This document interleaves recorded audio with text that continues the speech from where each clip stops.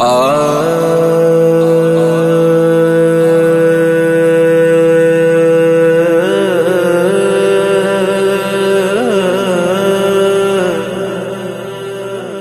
المجاہدین، شیخ الحدیث و تفسیر، استاد الاساتذہ حضرت علامہ مولانا خادم حسین رضوی رحمۃ اللہ علیہ 3 ربیع الاول 1386 ہجری بمطابق 22 جون 1966 کو نکا توت ضلع اٹک میں ایک عاشق رسول حاجی لال خان صاحب کے ہاں پیدا ہوئے۔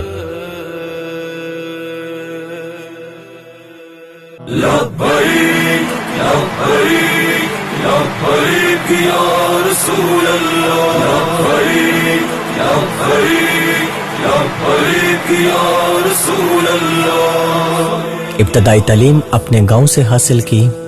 1974 میں دینی تعلیم کے حصول کے لیے گھر چھوڑا اور جامعہ مسجد عیدگاہ جہلم میں داخلہ لیا۔ وہاں حافظ غلام یاسین آپ کے استاد گرامی تھے۔ 1978 میں قرآن مجید حفظ کر لیا۔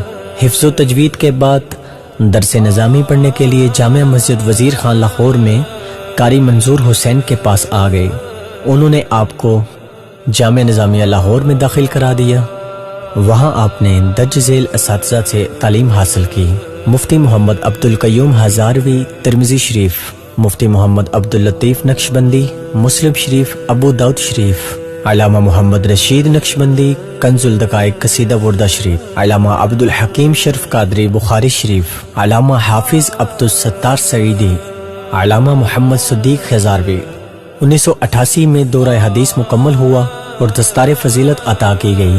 مولانا خادم حسین نے پہلی ملازمت 1993 میں محکمہ اوقاف پنجاب میں کی۔ اس سلسلے میں آپ داتا دربار لاہور کے نزدیک واقع پیر مکی مسجد میں خطیب تھے۔ پھر یتیم خانہ لاہور روڈ کے قریب واقع مسجد رحمت للعالمین میں خطیب رہے، جہاں سے 15,000 ماہانہ مشاعرہ ملتا تھا۔ 1990 میں جامعہ نظامیہ میں علم صرف کا درس دینا شروع کیا۔ 1993 میں محکمہ اوقاف لاہور کی طرف سے دربار سائیں کامہ والے گجرات میں خطابت و امامت کے لیے آپ کا تقرر ہوا۔ بعد ازاں دربار حضرت شاہ ابو المعالی کی مسجد میں تبادلہ ہوا۔ وہاں حکومتی پالیسیوں پر تنقید کی وجہ سے 4 ماہ کے لیے معطل کر دیے گئے۔ اس کے بعد بحال ہو کر پیر مکی صاحب لاہور کی مسجد میں فرائض انجام دینے لگے، لیکن حکومتی پالیسیاں حسب معمول ان کا ہدف تھیں۔ خاص طور پر ممتاز قادری کے حوالے سے ان کے موقف حکومت کے برعکس تھا، جس کے اظہار وہ سرکاری پلیٹ فارم پر کرتے تھے۔ نتیجے کے طور پر ملازمت کا یہ سلسلہ زیادہ دیر قائم نہ رہ سکا اور محکمہ اوقاف نے انہیں ملازمت سے فارغ کر دیا۔ ممتاز قادری رہائی تحریک کے محرک اور سرپرست اعلیٰ رہے۔ تحریک فدایان ختم نبوت کے امیر رہے۔ ان کا سیاست میں آنے کا سبب ممتاز قادری کی سزائے موت ہے۔ ممتاز قادری کی سزا کے بعد تحریک لبیک یا رسول اللہ صلی اللہ تعالی علیہ وآلہ وسلم کے سرپرست اعلیٰ رہے۔ لبیک یا رسول اللہ، لبیک یا رسول اللہ، لبیک یا رسول اللہ، لبیک لبیک لبیک یا رسول اللہ، لبیک لبیک لبیک یا رسول اللہ۔ ان پر 2016 میں توہین مذہب کے قانون کے حق میں ریلی نکالنے پر لاٹھی چارج کیا گیا اور انہیں گرفتار کر کے جیل بھیج دیا گیا تھا۔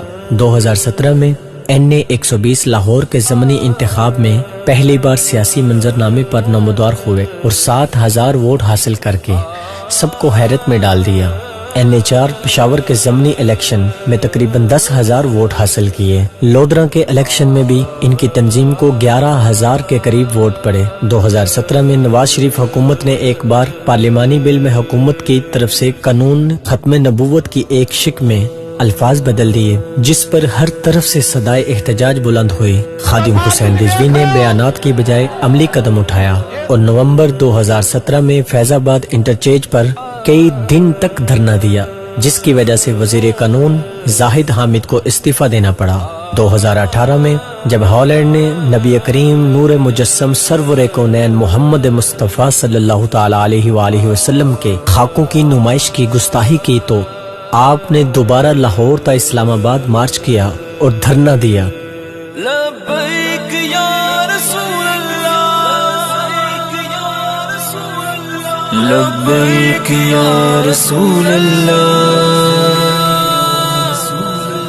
لبیک یا رسول اللہ لبیک لبیک لبیک یا رسول اللہ لبیک لبیک لبیک یا رسول اللہ.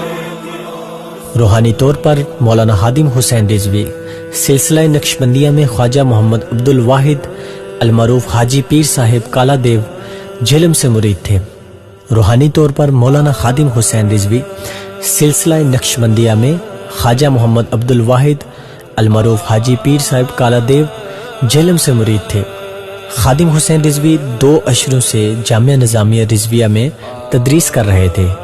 اس کے علاوہ فدایان ختم نبوت پاکستان اور مجلس علماء نظامیہ کے مرکزی امیر رہے. دارالعلوم انجمن نعمانیہ سمیت کئی مدارس تنظیمات اور اداروں کے سرپرست و نگران رہے.